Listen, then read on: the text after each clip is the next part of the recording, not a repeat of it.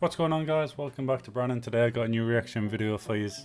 Apologies if some intros a bit fast.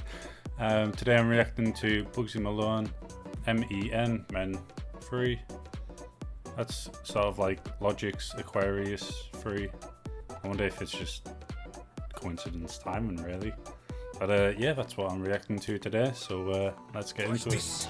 Alright, so mommy used to sell herself. Drop a couple rocks into a pipe and light it up. Think I didn't come from hell. My old bestie said my head's gone, it must be mental health. But I got killers in my family, in case you couldn't tell. And I didn't wanna see them niggas, so I got it hella stealth. And when I saw those idiots, I told them by myself that I don't fear nobody. I've still got ops that want me bodied, but them man are still living in a cell. And if I have to go back, Let's talk about very deep and personal stuff here. there, I swear I'm going in. I pray a lot these days in case I have to sin.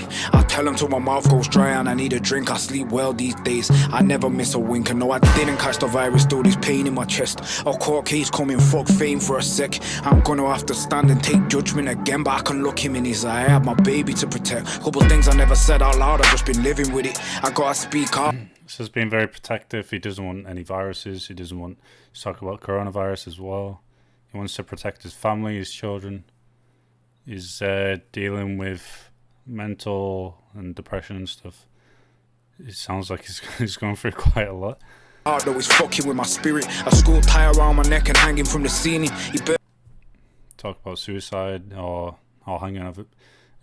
It seems like it's very deep stuff of a minute. Burst into the room, I was embarrassed when he see me, so I put it to my wrist and yeah, I slit it. Didn't cut it deep though, I gotta say I shit it. Her mummy was a nitty, but when I heard she turned one of her customers into my dad, I gotta say I really nearly did it. But I told myself I would never do anything silly. I told myself I'd take it out on niggas that fuck with me, and that's why I never lost, and that's why I'm a boss, and that's why I was the first one to rep my city. I got fake friends talking like I don't show intelligence, like I didn't demonstrate due diligence. Man telling me about my residence, like I couldn't give a green light and leave no evidence. Place in the Louis, waves under the Dewey, skeleton Cartier so I can see through it. The background instrument of the like it's like a auto tune there.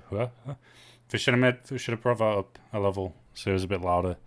The bells are quite loud. Should have toned the bells down a little bit and brought the little up a bit. See these levels to this British shit, and me, I'm top tier. Any talk of me not being a legend stops here. When the car pulled out, I knew that we was crashing, and at the point my life was meant to start. Well, he's telling a very descriptive and detailed story.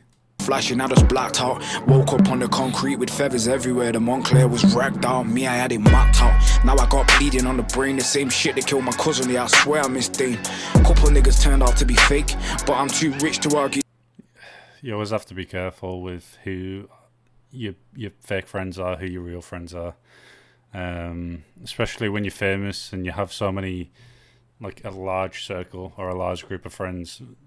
A lot of them, well, not a lot, but some of them might be just there for the money and fame.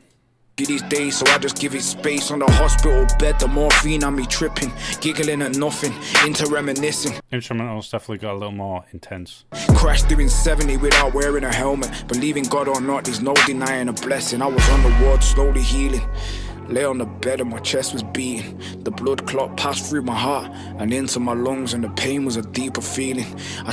He's definitely been listening to some Joyner Lucas music or songs, because he's definitely getting the storytelling side of it. Sorry for the nurse, I could feel myself leaking with a face full of sweat. Could barely catch my breath, even though I knew I was hanging by a thread. I told the nurse that there's no way I'm dying on this bed. Fuck that.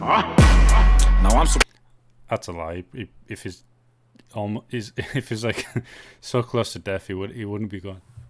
He wouldn't be the nurse talking, having a casual conversation. He's like, fuck that, I'm not dying.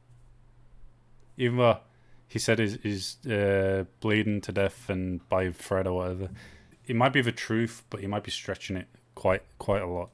Supposed to feel weak for some reason, though I feel like a Wolverine, like I smashed the side of the car up with my physique and left a big boy dent in the concrete. He put me in the newspapers and magazines. You better recognize a legend when you catch a sneak peek. It's not the first time I've shed blood Bigging himself up on the street, but the way he taped it off, it was like a murder scene. Fucking Bugzy Malone 2020, the fucking resurrection. Yeah.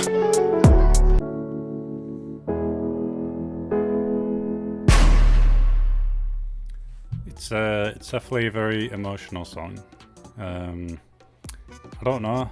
It felt like a storytelling song, but a big ego boost as well. Like, oh, you can't die. Whatever he faces, it's nothing to him. Drugs, depression, family, viruses, car crash, guns, everything it seems. From the song itself, I got weird vibes. Like, I got the emotional side of it, and then I don't know.